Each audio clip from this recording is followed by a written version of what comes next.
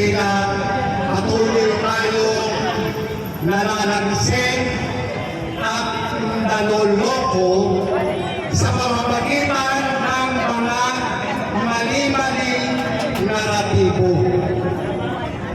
Nasabi ko ito sapagkat sa takbo ng pangyayari, tila ang mga pinagbibintangan, yung mga lumalabas sa mainstream media ay bawat mga pipitsugin lamang.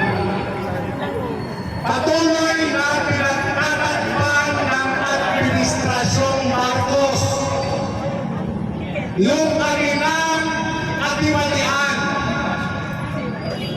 Pagpipintang na itinutol lamang doon sa mga kontratista, sa mga opisyales ng DPWH na sinasabi nilang mga dahilan ng pagkakaroon ng flood control anomaly. Sa ganang akin bilang isang criminal investigator, wala po tayong dapat panagutin unang-una si Ferdinand Bongbong Marcos Jr. Asala na Marcos Magana President, Speaker ng House of Representatives at kanilang mga kasabwat. Bakit? Itong mga kontratista na ito ay ginagamit lang nila bilang mga sakripisyan lang.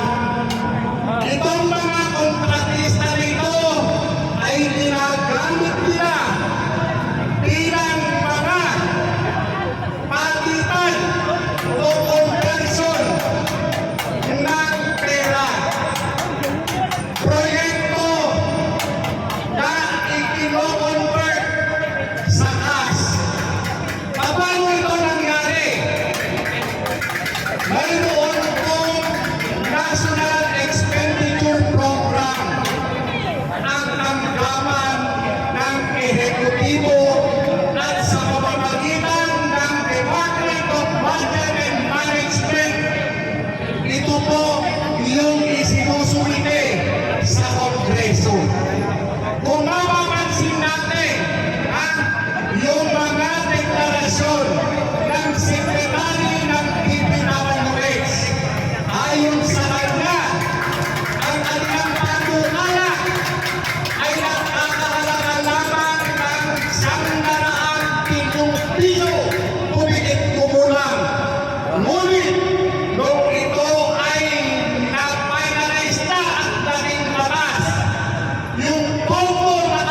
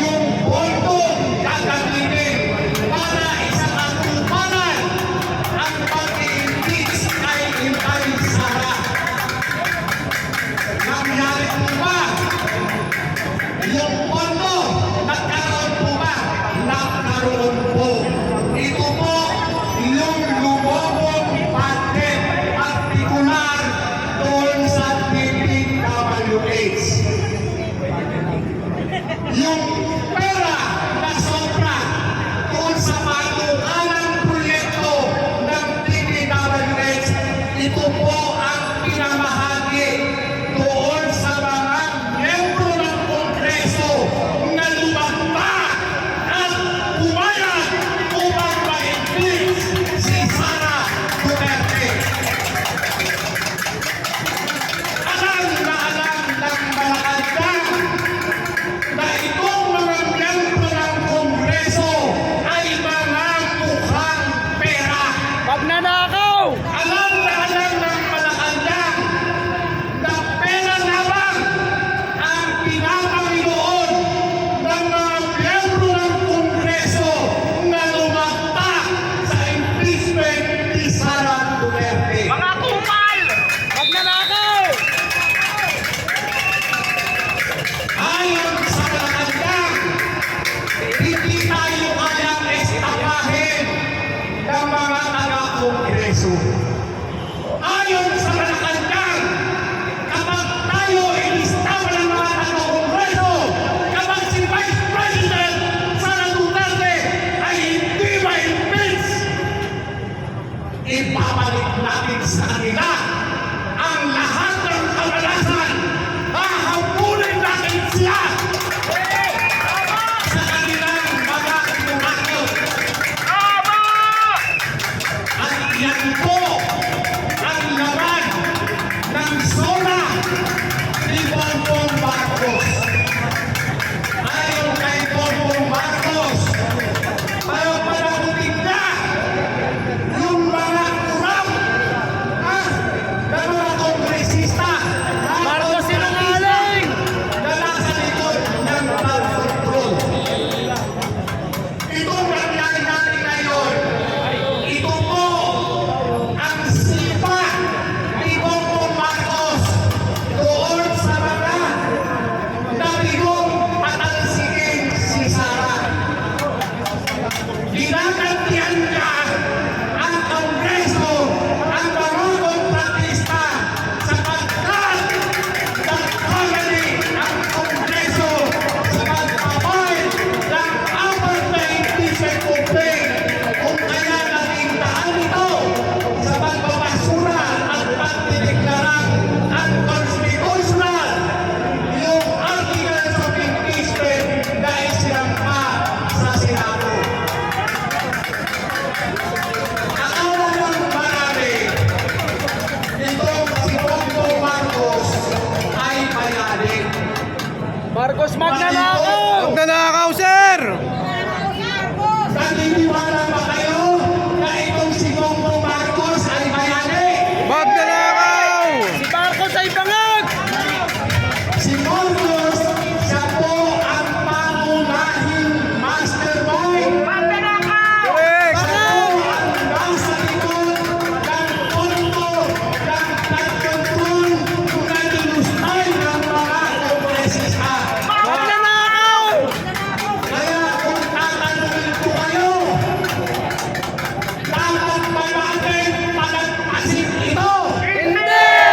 Patalsikin si Marcos! Palagpasin ba natin itong si Marcos, itong si Romualdez, itong si Sandro? Panagutin!